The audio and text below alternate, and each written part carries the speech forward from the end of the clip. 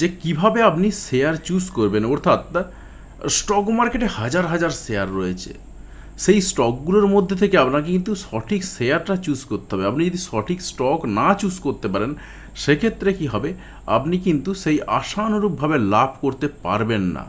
তো যদিও আমরা পরবর্তীকালে দেখিয়ে দেব যে কিভাবে আপনি কোন জায়গাতে কিনবেন এবং কিভাবে আপনি শেয়ার চুজ করবেন, তার তিনটে আলোচনাই কিন্তু শেষ হয়ে গেছে। এবং আমরা যে বলেছিলাম যে তিনটে স্ট্র্যাটেজি দিয়ে আপনি স্টক চুজ করবেন, কারণ এই তিনটে স্ট্র্যাটেজি দিয়ে যদি আপনি স্টক চুজ করেন, সেক্ষেত্রে কিন্তু আপনার ক্ষতির সম্ভাবনা কিন্তু খুব একটা থাকবে না।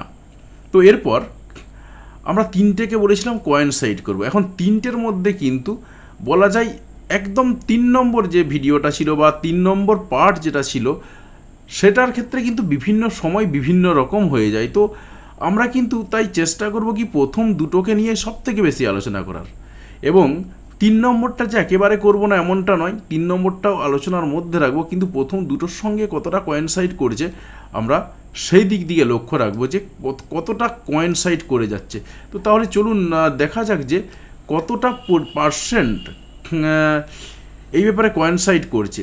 কারণ কতটা পার্সেন্ট কোয়েনসাইড করছে আমরা যদি দেখতে পাই, সেক্ষেত্রেই কিন্তু আমরা বুঝতে পারবো যে কোয়েনসাইডের একদম হিসাবটা সঠিক মাত্রা পেয়ে যাব। তো আমরা কি করেছি না, সেন্সেক্সের যে 30 স্টক যেটা আমরা প্রথম দিন বলেছিলাম, সেই সেন্সেক্সের 30টা স্টক আমরা চুজ করে নিয়েছি, এবং সেন্সেক্সের 30টা স্টকের দিকেই কিন্তু আমরা আমাদের আলোচনাটা সীমাবদ্ধ রাখবো। এবং আমরা এখানে দেখার চেষ্টা করব যে এই সেন্সেক্সের 30টা স্টকের মধ্যেই কিন্তু আমাদের আবদ্ধ থাকতে হবে, এবং আবদ্ধ থেকেই কিন্তু আমাদেরকে কিন্তু কাজটা করতে হবে। তো প্রথমেই যদি একটু সেন্সেক্সের 30টা স্টকের দিকে আমরা একটু লক্ষ্য রাখি, তো তাতে করে আমরা এই কতগুলো লিস্ট পাচ্ছিলাম, এই লিস্টের থেকে এবারে আমরা বাঁচবো। তো প্রথমেই বলেছিলাম কি, আপনি খাওয়া দাওয়া করে বাইরে বেরিয়েছেন এবং দেখতে পাচ্ছেন যেটা যে চারিদিকে কনস্ট্রাকশন চলছে, কিছু রং টং চলছে। তো রঙের মধ্যে আমরা যেটা বলেছিলাম, এশিয়ান পেন্ট বলেছিলাম একটা ভালো রঙের শেয়ার, এবং বার্জার পেন্ট বলেছিলাম। এশিয়ান পেন্টটা কিন্তু বেশ ভালো মাত্রায় চলে। দেখুন, আমরা নিফটির সেন্সেক্সের 30টা স্টকের মধ্যে আমি কিন্তু নিফটি 50 স্টকে যাচ্ছি না, একেবারে তার থেকেও বেছে নিচ্ছি। তার মধ্যে আমি কিন্তু এশিয়ান পেন্ট পেয়ে যাচ্ছি। আপনি বাইরে যাচ্ছেন, ব্যাংক দেখতে পাচ্ছেন চারিদিকে, আপনি অ্যাক্সিস ব্যাংক পেয়ে যাচ্ছেন। বাজাজ ফাইন্যান্সকে আপনি ধরতে পারেন, যদিও খুব একটা খারাপ শেয়ার না। বাজাজ ফিনসেভ, আপনি যে ইউজ করেন, যে ক্রেডিট কার্ডটা ইউজ করেন, বেশিরভাগ মানুষই কিন্তু বাজাজ ফিনসেভের ক্রেডিট কার্ড ব্যবহার করেন। তো স্বাভাবিকভাবেই বাজাজ ফিনসেভ খুব একটা খারাপ না। ভারতী এয়ারটেলটাকে আপনি ধরলেও ধরতে পারেন, তবে আমি এটা ছেড়ে যাওয়ার কথাই বলবো, কারণ টেলিকম সেক্টরে কিন্তু হিউজ কম্পিটিশান, বিশেষ করে জিও আসার পরেতে মারাত্মক লেভেলের কম্পিটিশান চলে আসছে। তো স্বাভাবিকভাবেই আমি টেলিকম সেক্টরটাকে একটু ছাড়তে বলবো আপনাকে। তো এছাড়াও আপনি পাশাপাশি চারিদিকে ওষুধ দোকান দেখতে পাচ্ছেন। ওষুধ দোকানে দেখবেন যে মোটামুটিভাবে বেশ কিছু ওষুধ চলে, এবং আমরা কিন্তু এটা ফার্মার যে শেয়ার পাচ্ছি সেটা হচ্ছে কি doctor Reddy's lab. Doctor Reddy's lab কিন্তু কনসিস্টেন্টলি আস্তে আস্তে উপরের দিকে বাড়তে থাকে।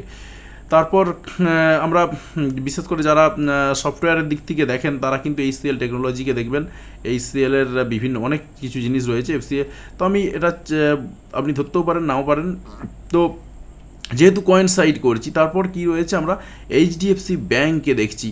আপনি বাইরে বেরিয়েছেন, বাইরে বেরিয়ে আপনি যেমন ব্যাংক দেখছেন, private sector bank, public sector bank, তার মধ্যে কিন্তু যেমন আপনি অ্যাক্সিস ব্যাংকে দেখতে পাচ্ছেন, কিন্তু HDFC ব্যাংকেও দেখতে পাচ্ছেন একটা বড় পাবলিক প্রাইভেট সেক্টর ব্যাংক হিসাবে। হিন্দুস্তান ইউনিলিভার, দেখুন FMCG প্রোডাক্টের মধ্যে আপনি কি বলেছিলাম যে আপনি যে সকালবেলা উঠে বলা যায় চা খাচ্ছেন, বা তাতে যে দুধটা দেওয়া হচ্ছে, সেটা কিন্তু বিভিন্ন কোম্পানির হতে পারে, সেটা কিন্তু নেসলের হতে পারে। আবার হিন্দুস্তান ইউনিলিভারের কিন্তু অনেক অনেক প্রোডাক্ট রয়েছে এই ধরনের FMCG প্রোডাক্ট, যে প্রোডাক্টগুলো আপনি বাড়িতে ইউজ করেন। সুতরাং হিন্দুস্তান ইউনিলিভার কিন্তু ওভারল্যাপ করে যাচ্ছে।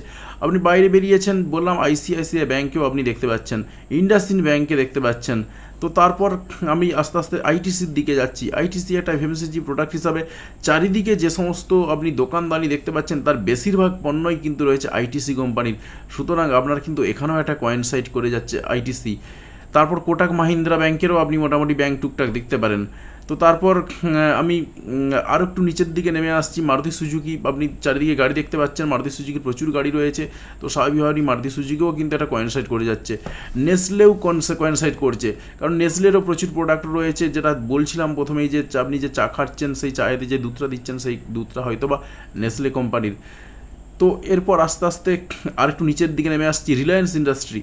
তো রিলায়েন্স ইন্ডাস্ট্রির মধ্যেও কিন্তু আপনি পেট্রোল পাম্প দেখতে পাচ্ছেন, রিলায়েন্সের হাজার একটা আইটেম রয়েছে। তো রিলায়েন্স ইন্ডাস্ট্রিও কিন্তু বিভিন্ন দিক থেকে কিন্তু আপনার একটা ভালো সেক্টরের শেয়ার। তো স্বাভাবিকভাবে আপনি কিন্তু রিলায়েন্স ইন্ডাস্ট্রিকেও চুজ করতে পারেন। এবং তারপরে আসছি স্টেট ব্যাঙ্ক অফ ইন্ডিয়া। আপনি যদি বলি আমি পাবলিক সেক্টর ব্যাংকের মধ্যে একটা বড় ব্যাংক হচ্ছে স্টেট ব্যাঙ্ক অফ ইন্ডিয়া। তো স্বাভাবিক আপনি স্টেট ব্যাঙ্ক অফ ইন্ডিয়াকেও চুজ করতে পারেন। দেখুন এখানেও কিন্তু কয়েনসাইড করে যাচ্ছে, অর্থাৎ আপনার সকাল থেকে সন্ধ্যের যে অ্যাক্টিভিটিস তার মধ্যে স্টেট ব্যাঙ্ক অফ ইন্ডিয়া কয়েনসাইড করে যাচ্ছে। এরপর সান ফার্মা, আপনি ওষুধ দোকানের জন্য ওষুধ দোকানে যাচ্ছেন, প্রচুর লোক ওষুধ কিনতে যাচ্ছেন এবং দেখবেন আপনি ওষুধ দোকানে প্রচুর ভিড় রয়েছে। এবং যদি আপনি ওষুধ দোকানে দেখেন সেখানে কিন্তু আপনি যেমন ডক্টর রেড্ডিস ল্যাবের বেশ কিছু ওষুধ দেখতে পাবেন, পাশাপাশি ফার্মার কিন্তু সান ফার্মাও একটা বেশ ভালো মাত্রায় কিন্তু তার বিক্রি হয়। তো এছাড়াও টাটা স্টিল, আপনি কনস্ট্রাকশান চলছে চারিদিকে দেখতে পাচ্ছেন, প্রচুর পরিমাণে রড ব্যবহার করা হচ্ছে এবং সেখানে কিন্তু আপনার যে স্টিলটা ব্যবহার করছে টাটা স্টিল ব্যবহার করা হচ্ছে। তো এছাড়া আমরা আস্তে আস্তে যদি নিচের দিকে একটু নেমে যাই, বাকি অন্যান্য কোম্পানিগুলোও কিন্তু মোটামুটি দেখতে পাবেন, যেমন প্রচুর পরিমাণে সিমেন্ট ব্যবহার করছে, সেখানেও কিন্তু আলট্রাটেক সিমেন্ট রয়েছে। এরপর আমি যদি একদম 3 নম্বর ভিডিও যেটা দিয়েছিলাম তার সঙ্গে আমি কয়েনসাইড করি, সেক্ষেত্রে কিন্তু আমরা দেখেছিলাম কয়েকটা জিনিস।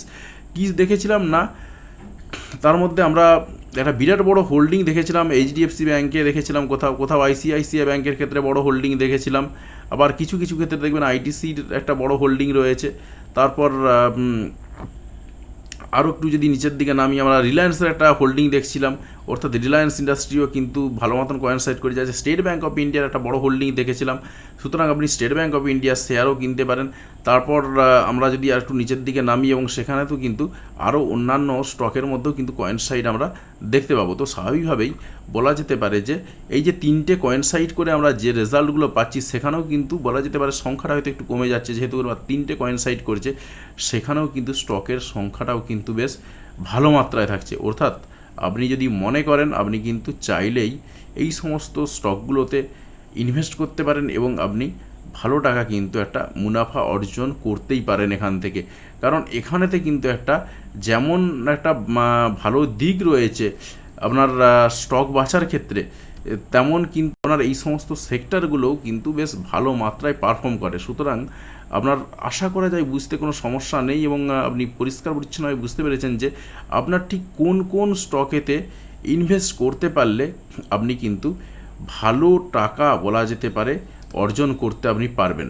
তো যাই হোক, আশা করছি আপনি ভিডিওটা বেশ ভালোভাবেই বুঝতে পেরেছেন এবং আপনার ভিডিওটার বুঝতে কোনো সমস্যা হয়নি এবং আপনি আশা করছি এর আগের 3টে ভিডিওই দেখেছেন, যে কারণে আপনার একদম পরিষ্কারভাবে ক্লিয়ারলি আপনি বুঝতে পেরেছেন। তো অবশ্যই আপনার কাছ থেকে একটা জিনিস এক্সপেক্ট করব, যদি চ্যানেলে একদম নতুন হয়ে থাকেন অবশ্যই চ্যানেলটি সাবস্ক্রাইব করে পাশে আসা বেল বাটনটি অবশ্যই প্রেস করবেন, যাতে পরবর্তী সময়ের ভিডিওগুলো নোটিফিকেশান ঝটপট পেয়ে যান। এবং ভিডিওটি দেখার জন্য আপনাকে অসংখ্য ধন্যবাদ।